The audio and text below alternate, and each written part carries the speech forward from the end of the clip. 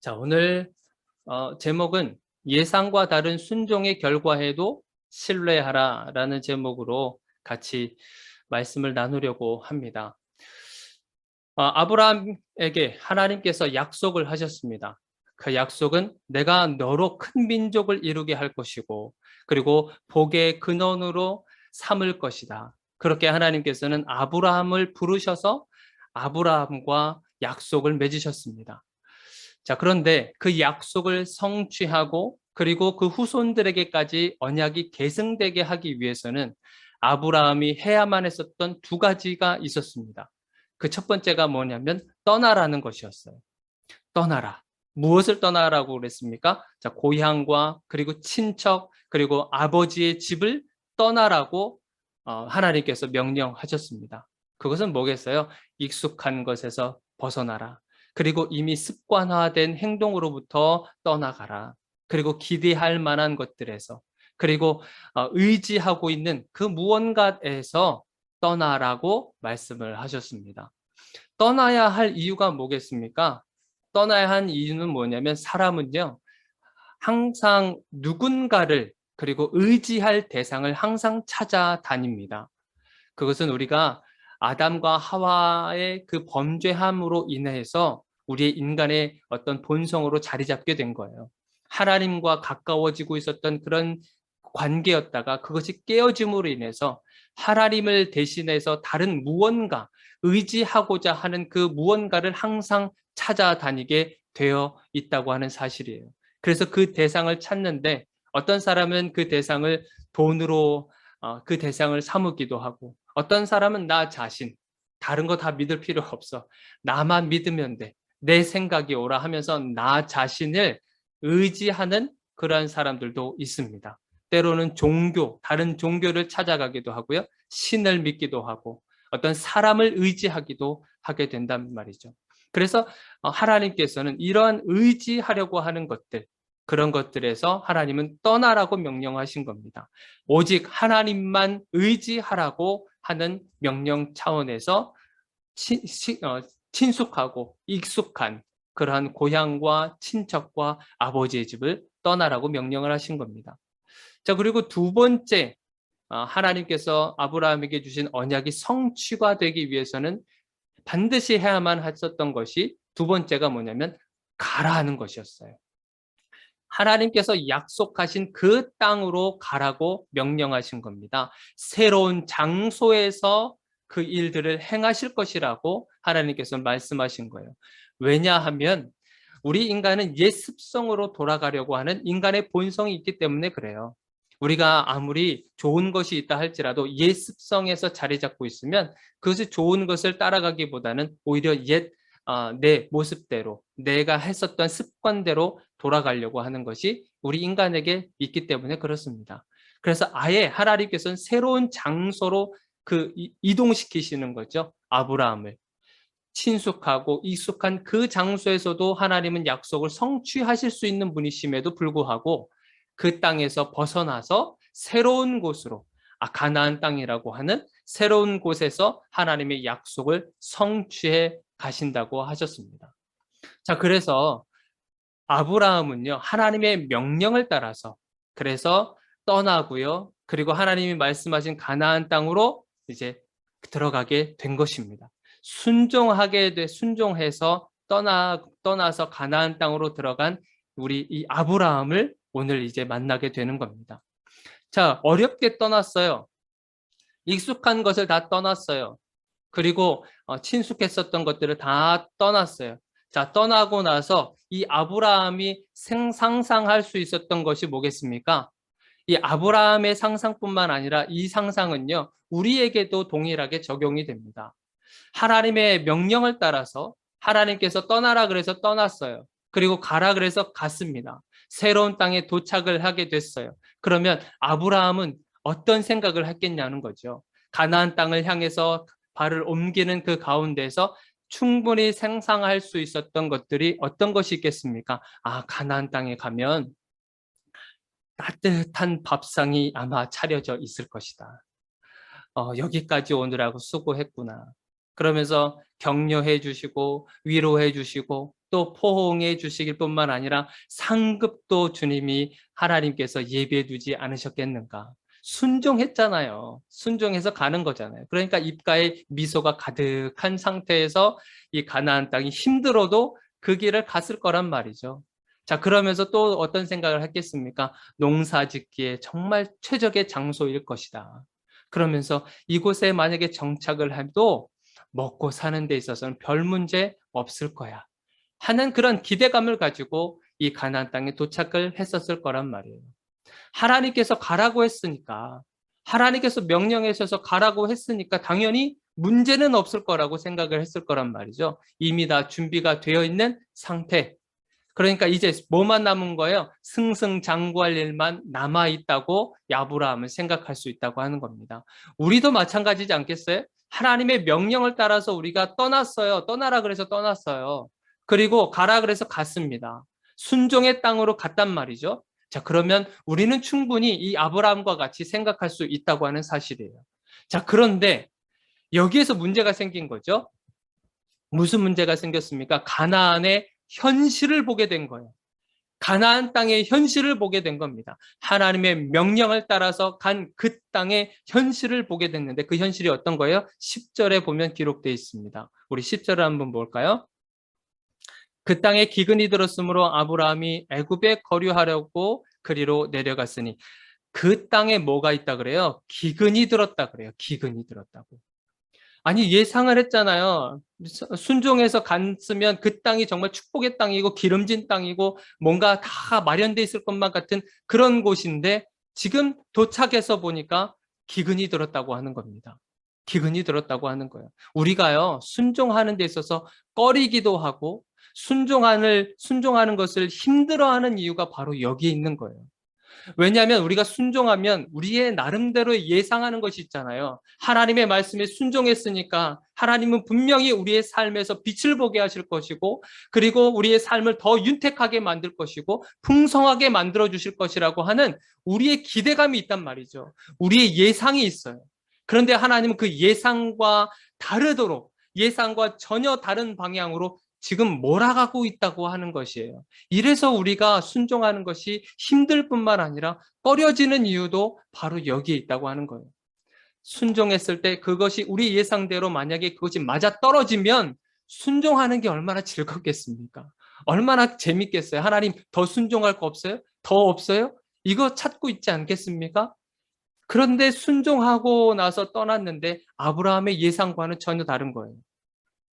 순종하면 빚이 해결될 것 같고 불안했었던 마음도 다 평안한 마음으로 찾아올 것 같고 인간관계가 다 무너졌는데 순종하면 인간관계고 다 풀어질 것만 같고 하던 사업도 번창할 것만 같고 그것이 이런 상황이 예상이 되지만 오히려 순종함을 통해서 더 안 좋은 상황이 벌어지게 된 거예요. 아브라함이 이런 상황을 보면서 어떤 생각이 들었겠습니까? 사실은요, 이것은 아브라함의 생각이 아니고요. 우리 믿음의 사람들에게 충분히 일어날 수 있는 이런 상황들인 거예요. 아브라함이 가나안 땅의 현실을 보고 얼마나 실망했겠습니까? 실망하면서 아브라함이 어떤 선택을 했는지 우리가 한번 살펴보기를 원하는데요. 이 선택은요, 우리들의 선택과도 사실은 마찬가지예요. 우리들도 이러한 선택을 충분히 할 수 있는 가능성이 있다고 하는 것입니다. 그것이 어떤 것이냐면 가나안에 머물지 않고요. 애굽으로 가기를 결정합니다. 자, 10절 우리 한번 볼게요. 그 땅에 기근이 들었으므로 아브라함이 애굽에 거류하려고 그리로 내려갔으니 애굽, 이집트 땅이죠. 가나안 땅에 머무는 것이 아니고 애굽 땅으로 가기를 결정을 내립니다. 이것은 하나님의 결정이 아니죠. 아브라함의 결정인 거예요. 하나님의 결정은 가나안 땅에 머무는 것이었어요. 비록 설령 그곳이 기근이 있고 그런 곳이 그런 곳이라고 할지라도 하나님은 아브라함이 그곳에 머물기를 원하시는 것이었어요. 그렇지만 아브라함은 그 하나님의 결정을 따르기보다 자신의 결정을 따라서 애굽으로 가는 것을 선택하게 됩니다. 하나님의 약속 성취를 기다리느니 차라리 다른 방법을 선택하는 거죠. 하나님의 약속이 성취되는 것을 보세요. 지금 굉장히 느릿느릿하게 오잖아요. 세상은요, 급변하고 세상은 변화가 일어나고 그리고 영향력을 정말 펼쳐나가고 있는데 하나님의 나라는 지금 너무나도 천천히 하나님의 약속도 너무나 천천히 지금 이루어져 가고 있는 것을 보면서 너무 답답한 거죠.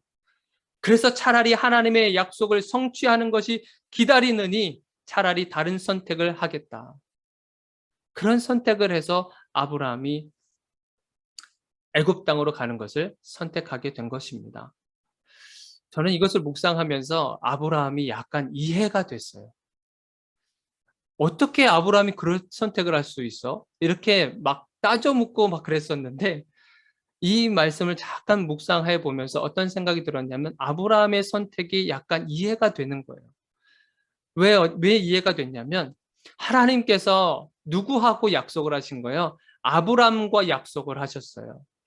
그래서 아브라함은요, 온 가족들을 다 데리고 가나안 땅으로 왔단 말이죠. 아브라함만 믿고 지금 가족들이 따라온 거예요. 가족들이라 해서 뭐 자식이 많고 없었잖아요. 자식은 없었잖아요. 많지는 않지만 아내 사레가 있었고, 그리고 조카 롯도 있었고, 그리고 함께 지냈었던 또 종들도 있었고, 가축들도 있고, 다 이끌고 아브라함만 쫓아서 오게 된 거예요. 아브라함만 쫓아서 왔는데 하나님께서 떠나라고 그래서 이 모든 가족들을 다 데리고 왔는데 지금 기근인 거예요. 얼마나 미안한 마음이 들겠습니까? 자신을 굳건히 믿고 따라와 준 이 가족들, 이들을 먹여 살려야 될 거 아니겠습니까? 하나님의 약속이든 뭐든 일단 살아야 될 것 아니겠어요? 일단 살아야 하나님의 약속이 이루어지든 말든 하지 않겠습니까? 하는 그런 마음이 아브라함 마음 가운데 있었던 거죠. 미안한 마음들. 나 따라서 쫓아왔는데 나 따라서 쫓아왔으면 정말 살기 편안하고 그리고 삶에 있어서도 윤택한 삶이 보장되어 있고 했었을 것을 기대하고 따라왔을 텐데 그것이 아니라 땅은 지금 다 기근이란 말이죠. 굶어 죽게 생긴 거예요. 그러니까 아브라함은 가족들에게 그런 미안한 마음이 얼마나 많이 있었겠습니까? 이것은요, 우리 사역자들한테 많이 듣게 생각이 드는 그런 내용 중에 하나인 거죠. 하나님께서 명령하시고 약속을 주셨단 말이죠. 그리고 사명감을 나에게 주셨단 말이죠. 나에게 주신 거예요. 내 아내에게 주신 것이 아니고 내 자녀들에게 주신 것이 아니고 우리 가족들에게 주신 것이 아니라 나에게 주셨단 말이죠. 그러니까 나를 쫓아서 올 수밖에 없는 그런 상황인 거죠. 그런데 사역자의 길을 가고 하나님의 말씀을 전하는 사람으로 살아가는 가운데 삶은 그렇게 윤택하지 않은 거죠. 그런 모습들을 바라보면서 저 자신에 있어서도 이 아브라함과 같은 그런 마음이 너무나 많이 이해가 되는 거죠. 차라리 사역자가 아니라 그냥 돈을 벌고 그렇게 했었으면 지금보다는 조금 낫지 않았을까? 라고 하는 생각이 물밀듯이 찾아올 때가 많이 있단 말이죠. 하나님의 약속을 쫓아서 살아가는 아브라함에게만 주신 그 약속이에요. 그런데 아브라함을 쫓아서 살아가고 있는 이 가족들을 보면서 그런 마음이 드는 거죠. 가족들을 먹여 살려야 되지 않겠습니까? 그러면서 이 아브라함은 살 길을 찾기 위해서 다른 방법을 선택하게 된 거예요. 하나님의 약속보다는 살아야겠다고 하는 쪽을 선택한 아브라함인 겁니다. 일단 먹고 사는 것은 해결이 돼요. 우리가 앞으로 말씀을 살펴보겠지만 일단 애굽 땅에 들어가서 일단 먹고 사는 것에 대해서는 일단은 해결을 보게 됩니다. 그런데 무슨 문제가 생기냐면 가족들 안에서 다툼이 일어나고 분열이 일어나는 것이요 끊어지지 않습니다. 먹고 사는 것은 이제 해결이 됐습니다. 이제 굶지 않아도 돼요. 그렇지만 가족 간에 벌어지는 그런 다툼과 분쟁과 싸움이 이 아브라함의 후손들에게 있어서는 끊이지 않게 된다고 하는 사실이에요. 우리가 그것을 창세기 말씀을 계속 살펴보면서 우리가 보게 될 것입니다. 그래서 아브라함은요, 살기 위해서 선택한 방법이 있었습니다. 살기 위해서 선택한 방법, 그것이 무엇이냐면 거짓말이에요. 거짓말. 이 거짓말을 통해서 아브라함은 살기로 이 선택을 한 것입니다. 무슨 거짓말을 했습니까? 여러분 아내들, 여러분들 참 마음이 참 씁쓸하게 될 그런 내용일 수도 있는데 13절을 한번 보세요. 13절에 뭐라고 기록되어 있냐면 원하건대 그대는, 여기서 그대는 아내, 사례를 말하는 거죠. 그대는 나의 누이라 하라. 그러면 내가 그대로 말미암아 안전하고 내 목숨이 그대로 말미암아 보전되리라. 지금 아내를 뭐라고 부르라 그래요? 누이라고 부르라고 그러잖아요. 사실은 사촌 누이이기도 하기도 합니다. 그러나 아내잖아요. 아내인데 아내라고 부르지 말아라. 아내라고 이렇게 호칭하지 말아라. 왜냐하면 자기가 죽을 것 같으니까. 너무 비겁하지 않아요? 세상에 너무나 비겁한 남편이지 않아요? 그런데 이 사람이 나중에, 이 아브라함이 나중에 어떻게 하나님께서 쓰세요? 믿음의 조상으로 하나님께서 쓰십니다. 이런 비겁한 사람을 하나님께서 믿음의 조상으로 세우신단 말이에요. 우리가 노아와 같이 아니면 욥과 같이 정말 당대의 의로운 사람이라고 하나님께서 인치심을 받았던 그 사람이 만약에 믿음의 조상이라고 했었다고 한다면 우리는 쉽게 받아들일 수 있어요. 아, 그럴 수 있지. 하나님도 인정하셨는데, 하나님께서 당대의 의인으로 인정하셨는데 그가 믿음의 조상으로 세움받는 거 오케이. 우리는 이해할 수 있고 받아들일 수 있어요. 그런데 아브라함의 모습을 보세요. 아브라함은 너무나 비겁한 자예요. 남편으로서도 비겁하고 리더십으로서도 비겁한 그런 모습을 가지고 있단 말이죠. 이 아브라함의 모습은요, 그냥 아브라함의 모습만이 아니라 우리들의 모습도 똑같습니다. 우리들도 마찬가지예요. 하나님께서는 우리들마저도, 아브라함은 이렇게 비겁한 모습으로 나타났지만 우리는 더 비겁한 모습으로 살아가고 있잖아요. 그런 비겁함의 대명사로 살아가고 있는 우리들에게도 하나님께서는 그 약속을 이루어 가신다고 하는 사실이에요. 이것이 얼마나 감사한 일이겠습니까? 저와 여러분들이 정말 대단해서가 아니에요. 하나님은 그 약속을 입술로 선포하셨고 그 약속을 이루어 가시기 위해서 부족한 아브라함마저도 주님께서는 사용하셨고 우리들도 하나님께서는 그렇게 사용하신다고 하는 사실인 거예요. 거짓말로 살려고 발버둥 치고 있는 이 아브라함. 그런데 그 거짓말로 재산까지 불립니다. 16절을 한번 보세요. 16절. 자, 이에 바로가 그로 말미암아 아브라함을 후대함으로 아브라함이 양과 소와 노비와 암수 나귀와 낙타를 얻었더라. 아내 팔아먹고 지금 재산을 불린 거죠. 아내를 팔고 나서 양과 소와 노비와 그리고 뭐 이 가축들을 얻게 된 거예요. 재산을 불리게 된 거예요. 자, 그런데 이 재산을 이렇게 불렸잖아요. 그런데 이 재산이요, 나중에는 걸림돌이 됩니다. 무슨 걸림돌이 되냐면 결국에는 가족 간의 싸움이 일어나게 돼요. 이것이 우리가 다음 주에 살펴보게 될 13장부터 기록이 되어 있습니다. 거짓말을 통해서 잘못된 방법을 통해서 재물을 모아왔었다고 한다면 그 재물로 말미암아 반드시 징계가 이루어지고 있다고 하는 사실을 우리는 알고 있어야 됩니다. 이것이 보면 정말 지혜로운 것 같고 그리고 재산도 불리고 하는 것을 보면서 정말 잘한 선택이라고 생각할 수도 있지만 하나님은 이것을 두 눈으로 바라보고 계시고 있다는 사실이에요. 그래서 결국에는 가족 간의 다툼의 원인으로 이 재산이 사용받게 되는 것을 우리는 알 수 있습니다. 그런데 참 신기하게도 하나님은요, 거짓말을 사용하고 있는 이 아브라함, 이 거짓말까지도 하나님께서는 사용하고 있다는 것을 우리는 말씀을 통해서 알 수 있어요. 참 이해가 되지 않는 부분이기도 합니다. 아니, 어떻게 거짓말까지도 하나님은 이것을 사용하시나? 자, 우리 17절을 한번 보시겠습니다. 여호와께서 아브라함의 아내 사라의 일로 바로와 그 집에 큰 재앙을 내리신지라. 바로에게 하나님께서 경고를 하십니다. 이 거짓말한 게 누구예요? 아브라함이잖아요.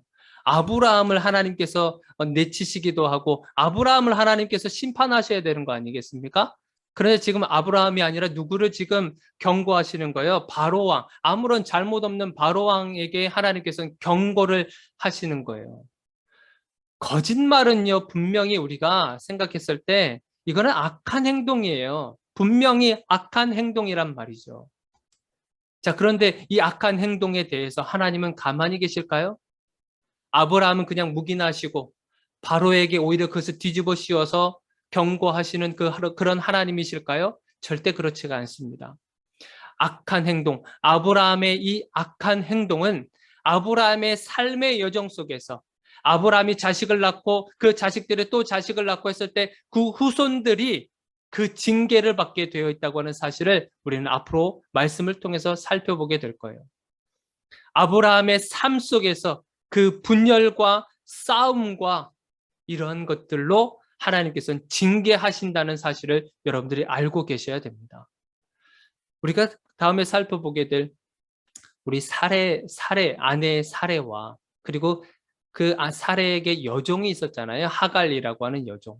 그런데 이 사례가 임신을 하지 못하고 자식을 낳지 못하니까 이 여종이 업신여기잖아요. 이 사례. 그래서 결국에는 집안 싸움이 일어나게 됩니다. 그리고 나중에는 한번 보세요. 어렵게 낳은 이삭이 있죠. 이삭을 통해서 또 자식이 낳잖아요. 누가 낳습니까? 에서와 야곱이 탄생하게 되잖아요. 이 에서와 야곱 사이에서도 엄청난 싸움이 일어납니다. 그렇죠? 집안 싸움이 일어나요. 재산 싸움도 일어나고. 이런 것들이 아브라함의 삶 속에서 그의 악한 행동에 대한 하나님께서는 분명히 징계를 하시고 있다는 사실을 여러분들이 알고 계셔야 됩니다. 자, 그래서 하나님은 사실 이 아브라함이 가지고 가게 될 이런 재산과 이런 것들을 다 몰수하실 수도 있어요. 그런데 하나님은 그것을 가만 내버려 두십니다. 특히 이 바로를 통해서 그냥 내버려 두세요. 20절을 한번 보세요. 바로가 사람들에게 그의 일을 명하매 그들이 그와 함께 그의 아내와 그의 모든 소유를 보내었더라. 분명히 아브라함이 잘못했어요. 그래서 이 바로는 자기가 주었던 그 물건들 있잖아요. 가축들이며 이런 것들 다 다시 돌려받을 수도 있어요. 그런데 그렇게 하지 않고 그냥 내보내 줍니다. 그냥 내보내 줘요. 하나님은요. 이렇게 재산을 이렇게 잘못했으면 이거 다 몰수하실 수도 있는데 그렇게 하지 않으시고 그냥 그것을 내버려 두십니다. 여러분들 이게 복일까요? 이것은 우리가 아브라함의 삶에서 우리가 아까도 말씀드렸지만 이것은 복이 아니고요. 아브라함의 가족에 이것이 하나의 어떠한 재앙이 될 수도 있는 것입니다. 복이 아닌 거예요. 아브라함을 통해서 하나님은 언약을 이루어 나가고 싶어 하시는데 아브라함의 이런 악한 행동으로 말미암아 그의 삶은 그리고 그의 후손들의 삶은 징계로 삶을 살아가게 되고 있다는 사실을 여러분들이 기억하셔야 됩니다. 하나님의 약속은요, 하나님의 언약은요, 아브라함을 통해서 결국에는 이루어져 갈 것입니다. 아브라함이 어떠한 행동을 하든 악한 행동을 하든 상관없이 하나님의 약속은요, 하나님의 방법대로 그것을 이루어 가신다고 하는 사실을 여러분들 기억하셔야 됩니다. 그러면 우리가 이렇게 반문할 수 있어요. 그러면 우리가 굳이 착하게 살지 않아도 악하게 살아도 되겠네. 왜냐하면 하나님의 약속 어차피 이루어질 거 아니야. 그러니까 우리가 그냥 마음대로 살아도 되는 것 아니겠어? 우리가 이렇게 반문할 수도 있어요. 그런데 좀 전에 우리가 말씀드렸듯이 하나님은요, 악한 행동에 대해서는 반드시 그 책임을 지게 만드십니다. 고통 속에, 그리고 징계를 받도록 만드신다고 하는 사실이에요. 그것을 우리가 어디에서 알 수 있냐면, 여러분 다윗 기억하시나요? 다윗이 우리아의 아내 밧세바를 범하는 사건이 일어났어요. 다윗도요, 하나님께서 언약을 이어가는 하나의 후손입니다. 다윗을 통해서 다윗의 혈통을 통해서 이제 예수 그리스도가 나오게 되는데 다윗도 하나님께서 그렇게 사용을 하십니다. 그런데 결국 어떻게 됐어요? 다윗과 우리아의 아내 밧세바 그 사이에서 난 자식 그 아들이 어떻게 됩니까? 결국은 죽음을 맞이하게 돼요. 고통을 받게 만듭니다. 자식을 먼저 보내는 것이 얼마나 가슴 아픈 일이겠습니까? 얼마나 가슴 찢어지는 일이겠어요. 다윗이 그것을 경험하게 됩니다. 하나님의 약속을 계승받게 되는 후계자라 할지라도 악한 행동에 대해서는 하나님은 가차 없으십니다. 하나님께서는 그 악한 행동에 대해서는 반드시 책임을 지도록 하나님은 명령하신 거예요. 그러니 우리가 악한 행동을 해 가면서까지 하나님의 약속을 성취해 가야 되겠습니까? 우리의 삶이 그렇게 하나님께서 아무런 상관없이 우리의 행동과 아무런 상관없다 할지라도 우리로 하여금 그렇게 그냥 막 사는 인생으로 하나님이 내버려 두시겠습니까? 그렇지 않으세요. 하나님은 반드시 그 행동에 대해서는 반드시 책임을 지도록 만드십니다. 말씀을 정리하려고 합니다. 순종의 결과가요, 우리의 예상과 다를 때가 많이 있습니다. 정말 많이 있습니다. 우리가 순종하고 했었을 때 우리의 예상, 그것을 정말 하나님께서는 그렇게 인도하지 않으시고 하나님의 방법대로 이루어 가신다고 하는 사실이에요. 그래서 우리는요, 해야 될 것이 뭐겠습니까? 우리의 예상과 다른다 할지라도 하나님을 신뢰하는 것을 멈추지 않아야 되는 사실이에요. 우리의 예상과 다른다 할지라도 하나님을 신뢰하는 것을 여러분들 멈추시지 말기를 바랍니다. 그래서 우리가 혹시라도 하나님의 방법이 아니라 다른 방법을 선택을 하게 될 경우에 하나님께서 여러분들을 향한 약속은 변함없으십니다. 그러나 잘못된 선택으로 인한 그 책임은 반드시 지게 만들도록 하나님께서는 징계하신다는 사실을 여러분들이 기억하셔야 됩니다. 우리를 통해서 하나님은 역사하실 것이에요. 하나님의 약속을 우리를 통해서 하나님께서는 역사하실 것입니다. 우리의 악한 행동과는 상관없이. 그러나 우리의 하나님께서 우리를 향하신 언약을 우리의 행동과 분리시켜서는 절대 생각하지 마시기를 바랍니다. 왜냐하면 우리는 우리의 거룩한 몸을 하나님의 산 제물로, 거룩한 산 제물로 드려야 할 의무가 우리에게 있기 때문에 그렇습니다. 그래서요, 여러분들 하나님을요, 우리의 예상대로 끼워 맞추지 말기를 바랍니다. 하나님의 섭리를 여러분들 끝까지 신뢰하시기를 바랍니다. 그래서 하나님의 약속을 여러분들 성취하시며 살아가는 그런 저와 여러분들이 되기를 주님의 이름으로 축원드립니다. 우리 기도하도록 하겠습니다.